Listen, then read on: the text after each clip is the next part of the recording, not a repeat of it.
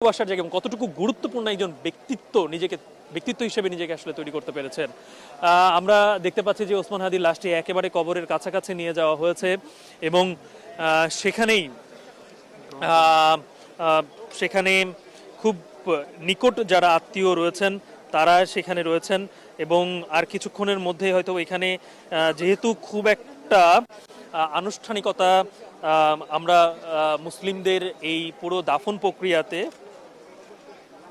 দাফন প্রক্রিয়াকে তারা যেভাবে আসলে করে থাকেন পুরোটা সম্পন্ন হয় সে জায়গায় জানাজার পরে খুব একটা প্রক্রিয়া সেখানে থাকে না, যত দ্রুত সম্ভব দাফন করা হয়। আমরা দেখতে পাচ্ছি যে ইতিমধ্যে কিন্তু কবরের মধ্যে কয়েকজন নেমেছেন, ঠিক কবরের পাশে যে জায়গায় নিয়ে যাওয়া হয় লাশ, সেই জায়গাটিতে লাশটিকে নিয়ে যাওয়া হয়েছে এবং কবরের মধ্যে অনেককে আমরা নামতে দেখছি, অনেকেই নেমেছেন যারা প্রত্যেকেই কেন চাইবেন না, খুব নিকট আত্মীয়রাই তো একেবারে এই শেষ মুহূর্তে এই মানুষকে তারা বিদায় দিতে চান।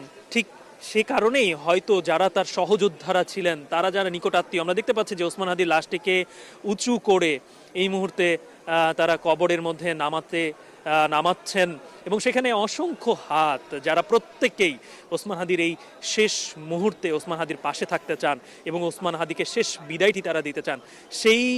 সেটির জন্যই আমরা দেখতে পাচ্ছি এখানে অনেকজন মানুষ ওসমান হাদিকে ধরে তার লাশটিকে কবরে নামাচ্ছেন এবং এই নামানোর পরেই হয়তো কিছুক্ষণ পরেই এই কবরটিকে ঢেকে দেওয়া হবে। যদিও যেখানে লাখ লাখ মানুষ জানাজায় শরিক হয়েছেন, এখানে হয়তো সবাই আমরা মুসলমানদের যেই ধর্মীয় যে আচার কিংবা রীতি আমরা দেখে থাকি যে কবরে নামানোর পরে অনেকেই কবরে মাটি দিতে চান, এক মুঠো মাটি তারা কবরে দিতে চান, সেটি হয়তো বা সবার পক্ষে দেওয়া সম্ভব হবে না, কারণ এখানে খুব খুব খুব খুবই কঠোর নিরাপত্তা ব্যবস্থা নেওয়া হয়েছে, কয়েক স্তরের কঠোর নিরাপত্তা ব্যবস্থা নেওয়া হয়েছে। সোয়াট, বিজিবি, ডাকসুর স্বেচ্ছাসেবকরা এখানে রয়েছে, পুলিশ রয়েছে।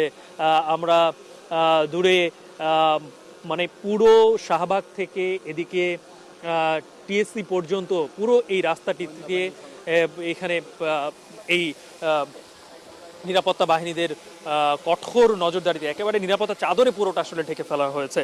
আমরা দেখতে পাচ্ছি যে ওসমান হাদির যেই মরদেহ সেটি একেবারে কবরের ভেতরে নামানোর শেষ পর্যায়ে তাকে কবরে শোয়ানো হয়েছে।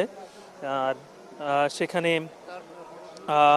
আমরা দেখতে পাচ্ছি যে শেষ মুহূর্তে যেই বাঁশ দিয়ে কবরের উপরে ঢেকে দেওয়া হবে এবং তারপরে সেখানে মাটি দেওয়া হবে। ঠিক তার আগ মুহূর্তের যে প্রক্রিয়াটি, সেই প্রক্রিয়াটি আমরা দেখতে পাচ্ছি যে সেটি সম্পূর্ণ করা হচ্ছে। বাংলাদেশের যেই পতাকাকে সেই স্বাধীন পতাকাটাকে যেন সমুন্নত রাখতে পারে, সেই পতাকাটাকে যেন কোনোভাবে কেউ অসম্মানিত করতে না পারে, সেটা মুখে হোক, সেটা বিভিন্নভাবে হোক, ষড়যন্ত্রের মাধ্যমে হোক, সেটা যেন না পারে, সেই বিপ্লবী হাদি এটাই চেয়েছিল। সেই পতাকায় মুড়িয়ে তাকে নিয়ে আসা হয়েছিল। যে সম্মান আজকে ওসমান হাদি পেয়ে গেলেন, কবি কাজী নজরুল ইসলাম জাতীয় কবি, তার সমাধির পাশে খুব বেশি মানুষ কিন্তু এখানে ঠাঁই পায়নি। আমরা জানি যে এখানে শিল্পাচার্য জয়নুল আবেদিন এখানে রয়েছেন, শামসুল আলম রয়েছেন, শফিউদ্দিন আহমেদ রয়েছেন, কিন্তু এরপরেও আরও অনেকের দাফন এখানে দেওয়ার জন্য ঢাকা বিশ্ববিদ্যালয় প্রশাসনের কাছে আবেদন করা হয়েছিল। তারাও অনেক গুণীজন ছিলেন, কিন্তু তাদের কাউকেই এখানে দাফনের অনুমতি কিন্তু দেওয়া হয়নি। কিন্তু ওসমান হাদি, বিপ্লবী ওসমান হাদি, তিনি বাংলাদেশের কোটি মানুষের কাছে যেভাবে গিয়েছেন, তাকে তার প্রাপ্য সম্মান এবং রাষ্ট্রীয়ভাবে সর্বোচ্চ তাকে যে সম্মানটি দেওয়ার, সেটি আসলে রাষ্ট্র দেওয়ার চেষ্টা করছে। যদিও এখন পর্যন্ত আমরা জানতে পেরেছি যে 7 দিনের ওপরে হয়ে গেল, কিন্তু ওসমান হাদির